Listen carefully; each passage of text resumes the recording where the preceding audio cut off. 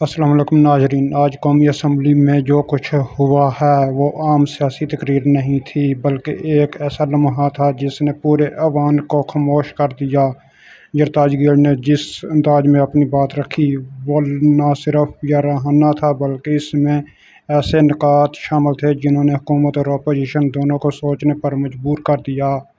अगर आप सियासत को करीब से देखते हैं तो आप जानते हैं कि असम्बली में इस तरह के लम्हात कम ही देखने को मिलते हैं। यहाँ एक तकरीर पर पूरा माहौल बदल दे। आज का ये खिताब भी कुछ ऐसा ही था। यहाँ आवाज़ बुलंद हुई, इल्ज़ामात लगे और ऐवान में हंगामा खड़ा हो गया। अब सवाल ये है कि क्या ये सिर्फ एक जज्बाती तकरीर थी या इसके पीछे कोई बड़ा सियासी पैगाम दिया गया है, और क्या इस खिताब के बाद आने वाले दिनों में सियासी सूरत हाल मज़ीद ख़राब हो सकती है। आइए पहले आपको मुकम्मल खिताब दिखाते हैं, फिर मैं आपको बताऊंगा कि इसके असल असरात क्या हो सकते हैं। पाकिस्तान में मर्द सियासतदानों को तो छोड़े, खवातीन सियासतदानों के साथ 9 मई के नाम पे और इमरान खान का साथ न छोड़ने के नाम पे सियासत का मुकाबला सियासत से नहीं, सियासत का मुकाबला चादर खींचने से, खुनरेजी करने से और इज्जतों की पामाली से शुरू किया है। सर, ये मेरे पास रिपोर्ट है HRCP 2020 की। सर, इसकी रिसर्च कहती है कि 90% पाकिस्तानी खवातीन ने कहीं पर भी जिंदगी के किसी हिस्से में डोमेस्टिक वायलेंस का वो शिकार हुई है। तो स्पीकर साहब, जब 90% खवातीन कहीं पर डोमेस्टिक वायलेंस का शिकार हुई हैं, वहां पे कोई आदमी जिसका ज़हनी तवाज़न शायद दुरुस्त ना हो और अपने आप को बड़ा एम्पावर्ड समझता हो, मेल शोविनिज्म है, वो बंद दरवाजों के पीछे किसी खातून के ऊपर जो है वो तशद्दुद करता है ताकि उसकी चीखें सुनाई ना दें।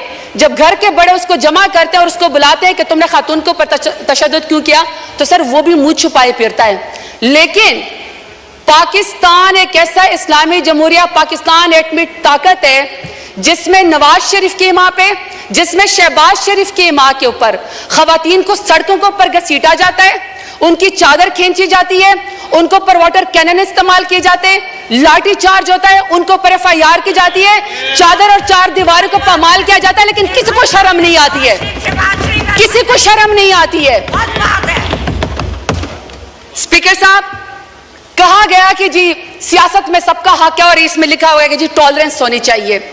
अगर टॉलरेंस होनी चाहिए तो स्पीकर साहब, किसी के साथ तो किसी के वालिद साहब, किसी के दादा साहब कोई वजीर थे, पाकिस्तान की खिदमत की थी, कहीं पर किसी का जो है वो पीरी मुरीदी का मामला है, कहीं पर जो है वो किसी वजीर और मुशीर के या किसी का कहता है कि जी मैं फलाने तुमंदार सरदार का बेटा हूं और बेटी हूं। लेकिन स्पीकर साहब, मेरा सवाल है कि अगर मैं NA 185 पे जरताज गुल वजीर डेरा गाजी खान से इलेक्शन लड़ना चाहती हूं, तो क्या डेरा गाजी खान मेरे लिए नो-गो एरिया था कि आप मेरे प्रपोजर और सिकंदर को भी अगवा करें, आप मेरे घर का मुहासरा करें, जब मैं घर से निकलूं तो आप मेरे ऊपर लाठी चार्ज करें। पूरे डेरा गाजी खान ने देखा कि पूरे डेरा गाजी खान की जितनी भी पुलिस एनफोर्समेंट थी, इंतजामिया थी, वो एक साइड के ऊपर खड़ी थी और मुझे पाकिस्तानी चौक में कॉर्डन ऑफ करके अकेला वहां पे खड़ा किया हुआ था। किसी को शर्म नहीं आई है, किसी को कोई फर्क नहीं वहां पे पड़ा। जब घर से बाहर निकलो तो कहते हैं कि आप NOC दो। कौन से आईन कानून में स्पीकर साहब होता है कि घर से निकलने के लिए आपको NOC चाहिए? बाप दादा ने मस्जिद बनवाई, नमाजियों के ऊपर दरवाजे बंद कर दिए, क्योंकि ये जरताज गुल के घर के सामने जो वो मस्जिद है, वहां पे मार्केट थे तो मार्केट के दरवाजे बंद कर दिए। उन्होंने कहा ईद और चांद रात के ऊपर भी यहाँ पे कोई खरीदो फरोख्त नहीं होगी, क्योंकि शायद ये इस मार्केट में यहाँ पे जरताज गुल रहती है। मेरे खानदान की खवातीन स्पीकर साहब शरई पर्दा करती हैं। 10-10 दफा मेरे घर के ऊपर जब रेड किया गया, दरवाजे तोड़े गए, लाते मार के पुलिस आई, तो वहां के सारे वो बापर्दा खवातीन घर छोड़ के चली गई। तो आप कहते हैं कि आपको सियासत का हक है। मानते हैं हम बेनजीर भुट्टो साहबा की हम इज्जत करते हैं क्योंकि पहले वजीर आजम थी खातून, लेकिन एक दूसरी भी तो है ना जो टिकटॉकर वजीर आला जो कहती है कि खवातीन मेरी रेड लाइन है। रेड लाइन के बाद आप यहाँ पे कायद आजम रहमतुल्लाह अलैह की तस्वीर के सामने मोहतरमा फातिमा जिन्ना का जिक्र करते हैं। शुक्र है स्पीकर साहब, स्पीकर के मोहतरमा फातिमा जिन्ना के जो अपोनेंट थे ना, वो हिंदू थे, वो अंग्रेज थे, वो कुछ तो वजादार थे।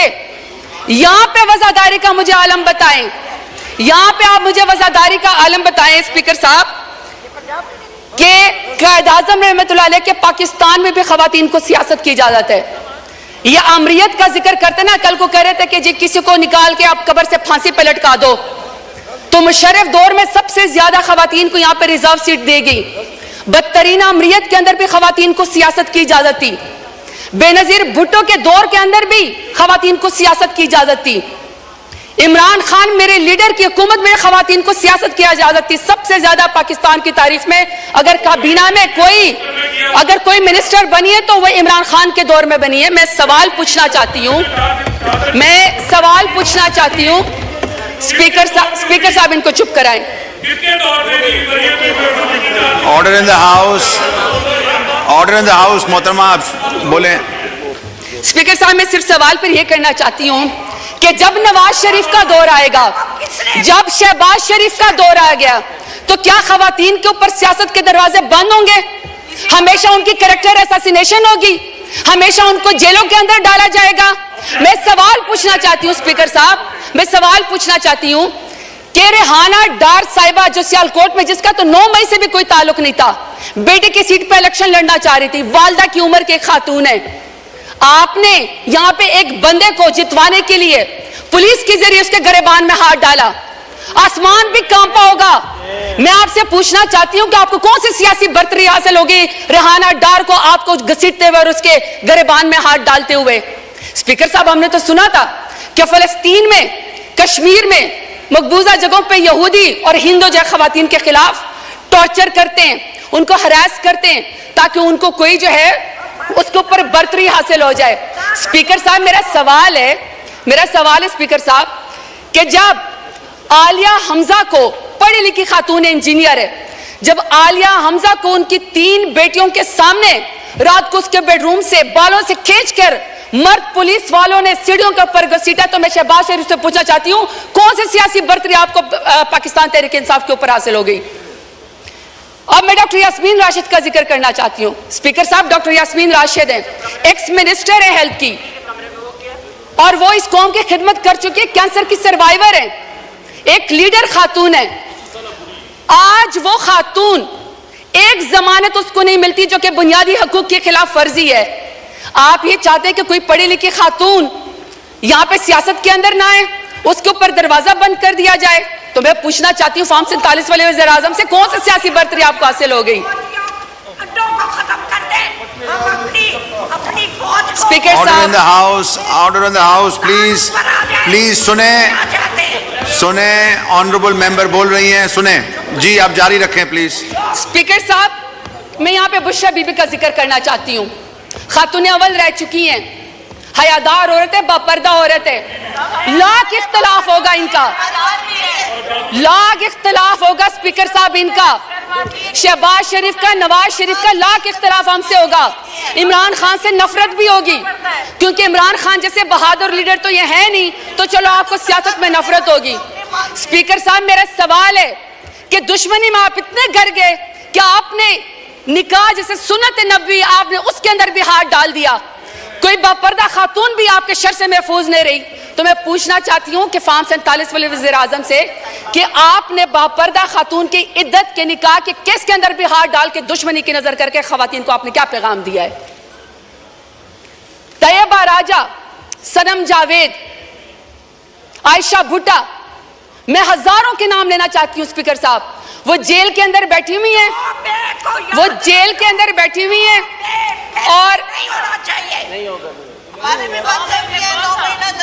Order in the house please, سب نے بولنا ہے, ہر کوئی اپنی باری میں بولے. جی اسپیکر صاحب عالیہ حمزہ, عائشہ بھٹا, صنم جاوید, اسی طریقے سے سر طیبہ راجہ, وہ پولیس کی کسٹڈی میں بیٹھی ہوئی ہیں, اور طیبہ راجہ کہتی ہیں کہ ان کی والدہ تہجد کی نماز پڑھ رہی تھی اور ان کو کوئی پولیس آفیسر کوئی ریپ کی ویڈیو بھیجتا ہے.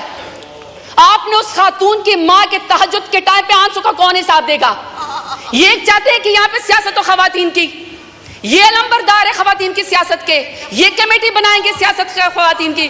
مجھے بتائیں اسپیکر صاحب, جو وزیر اعظم, جو نون لیگ 14 شہیدوں کا خون کر کے خواتین کے سر سے چادر اتار کے کرسی کے اوپر بیٹھی ہو تو میں بتانا چاہتا ہوں نہ تمہاری کرسی رہے گی نہ تمہاری بیٹیوں کے سر کے اوپر چادر رہے گی, کیونکہ بیٹیاں سانجی ہوتی ہیں, عزت سب کی ہوتی ہے.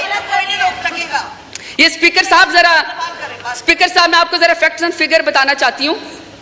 یہ 21 اپریل 2024 کی اسٹینڈنگ کمیٹی کی رپورٹ ہے, پی ڈی ایم کی 2 سال کی, انکلوڈنگ ان کی جماعت کی, پی ایم ایل این کی. سر اس رپورٹ میں کہتے ہیں کہ خواتین قیدیوں میں 60% اضافہ ہوا ہے. واٹ اے شیم. آپ نے مہنگائی تو کر دی, کتنی شرمناک بات ہے کہ آپ سے ملک تو سنبھالا نہیں جا رہا. آپ کشمیریوں کا خون کرتے ہیں, آپ خواتین کو سڑکوں کو پر گھسیٹتے ہیں, آپ کسانوں کی پٹکی اتارتے ہیں, لیکن آپ کے پورٹ فولیو پہ ماشاءاللہ سے کیا ہے کہ 60% خواتین کا اضافہ ہوا ہے قیدیوں میں. اس کا حساب ہمیں کون دے گا؟ چلے چھوڑے, ہم نہیں مانتے. آپ ہماری رپورٹ کو, ہماری اس بات کو یہ رد کر دیں, کیونکہ میں تو پی ٹی آئی کی ہوں. ذرا اپنے مائی باپ امریکہ سپر پاور کی اسٹینڈنگ کمیٹی کی ذرا ان کی رپورٹ پڑھیں. یہ جی اسپیکر صاحب, یہ اسٹیٹ ڈپارٹمنٹ کی ہیومن رائٹس کمیٹی کی رپورٹس ہیں. ذرا یہ پی ایم ایل این کا میں آپ کو ذرا ان کا پورٹ فولیو بتانا چاہتی ہوں. وہ کہتے ہیں ان کی نون لیگ کی پہلی حکومت کا خاصہ ہے اغوا, ابڈکشن, دوسرا ہے جعلی مقدمات, تیسرا ہے سیاسی مخالفین کا قتل, پھر ہے دور حراست جسمانی ریمانڈ, پھر ہے سیاسی کارکنان کو ہراساں کرنا, ضمانت ملنے کے باوجود دوبارہ گرفتار کرنا, ججوں پر انصاف نہ کرنے کے لیے ان کی ویڈیوز بنانا, شہریوں کی زندگی کو میں غیر قانونی طور پر مداخلت کرنا, صحافیوں کو سچ بولنے سے روکنا, احتجاج اور نقل و حرکت کو روکنا, سیاسی سرگرمیوں سے طاقت کے زور پر روکنا, اور ماشاءاللہ رشوت, بھتہ خوری اور اقربا پروی. یہ ان کا پورٹ فولیو ہے پی ایم ایل این کا, اور یہ یہاں پہ آ کے جاتے ہیں عمران خان کا مقابلہ کرنے کے لیے. شکریہ. نہیں سر مجھے سر 5 منٹ چاہیے, میری آپ سے ریکویسٹ ہے سر. وائنڈ اپ کریں, ریکویسٹ ہے سر, 1 منٹ میں وائنڈ اپ کریں پلیز. سر 5 منٹ ریکویسٹ ہے پلیز. ابھی آپ کے ذہن قریشی صاحب نے ابھی بولنا ہے, آپ پلیز وائنڈ اپ کریں. سر میری پہلے ریکویسٹ یہ ہے کہ ہمیں تمام خواتین کی رپورٹ دی جائے, ان کی ہیلتھ کی رپورٹ دی جائے, اور ہمیں یہ بتایا جائے کہ ان کو کتنا جو ہے وہ کاؤنسل ضمانتوں کے لیے ان کو کتنا جیل کے اندر 15 سے 20 ہزار خواتین جو ہیں, ہمیں اس کا حساب بتایا جائے. ہم ان کی رپورٹ کے اوپر یقین نہیں کرتے, کیونکہ پی ڈی ایم اور specially P M L N کی وجہ سے تو خواتین کے ساتھ مظالم ہو رہے ہیں. یہاں پہ کسی ایسے انڈیپینڈنٹ ادارے کو انوالو کیا جائے جو ہمیں اس رپورٹنگ میں مدد دے. دوسرا سر 22.5 ملین جو بچیاں اسکولوں سے باہر ہیں, اس میں سب سے بڑی تعداد جو ہے وہ اسکول کی بچیوں کی ہے. سر ہمیں اس کا ٹارگٹ بتایا جائے کہ کب ہوگا. سر تیسرا, خواتین سیاستدانوں کو, سر ایک سیکنڈ سر پلیز, خواتین سیاستدانوں کو سر جب آپ گرفتار کرنے کے لیے آتے ہیں, خدا کا واسطہ سر کوئی مرد نمائندہ یا کوئی سر اہلکار جو ہے ان کو نہ گھسیٹے, نہ ان کو سر ہراساں کرے, بلکہ سر ان کو بلائیں, خود خواتین جو ہے وہ جا کے تھانے میں پیش ہو جائے گی. سر آخر میں اپنے ڈیرہ غازی خان کے غیور عوام کا شکریہ ادا کرنا چاہتی ہوں. میں آپ سے 2 منٹ کر کے حساب مانگتی ہوں, لیکن سر اگر میرے ڈیرہ غازی خان کے غیور عوام نے مجھے عمران خان کے نام پہ ووٹ نہ دیا ہوتا تو آج جو سرداروں نے میرے لیے گڑھا کھودا تھا وہ خود اس کے اندر شکر گر چکے ہیں. آخر میں سر کہ میرے لیڈر عمران خان کے نام کہ سر جو آدمی ریاست کی قید میں ہو کر ریاست کو یہ کہہ دے کہ تمہارا خواب رہ جائے گا مجھے ڈرا ہوا دیکھنا, ایسا شخص نے قابل شکست ہوتا ہے. سر ان سے کہے. جی ناظرین, آپ نے مکمل خطاب دیکھ لیا اور اب اصل بات سمجھنے کی ہے. جرتاج گل کی یہ تقریر صرف ایک جذباتی رد عمل نہیں لگتا, بلکہ اس کے پیچھے ایک واضح سیاسی حکمت عملی نظر آتی ہے. انہوں نے جس انداز میں اپنی بات رکھی, اس سے یہ اندازہ ہوتا ہے کہ اپوزیشن اپنی پوزیشن کو مضبوط کرنے کی کوشش کر رہی ہے اور عوامی بیانیہ کو اپنی طرف لانا چاہتی ہے. لیکن یہاں ایک اہم سوال یہ بھی ہے کہ کیا اس طرح کے سخت بیانات واقعی کوئی عملی تبدیلی لا سکتے ہیں, یا یہ صرف سیاسی دباؤ بڑھانے کا ایک طریقہ ہے. پاکستان کی سیاست پہلے ہی ایک نازک مرحلے سے گزر رہی ہے. ایسے میں اس طرح کے خطابات ماحول کو مزید گرم کر دیتے ہیں۔ میری رائے میں آنے والے دنوں میں ہمیں مزید سخت بیانات، مزید ہنگامہ اور شاید کچھ بڑے فیصلے دیکھنے کو مل سکتے ہیں، لیکن اصل فیصلہ ہمیشہ عوام کے ہاتھ میں ہوتا ہے۔ آپ کیا سمجھتے ہیں؟ کیا جرتاج گل کی باتوں میں وزن تھا یا یہ صرف سیاسی بیان بازی تھی؟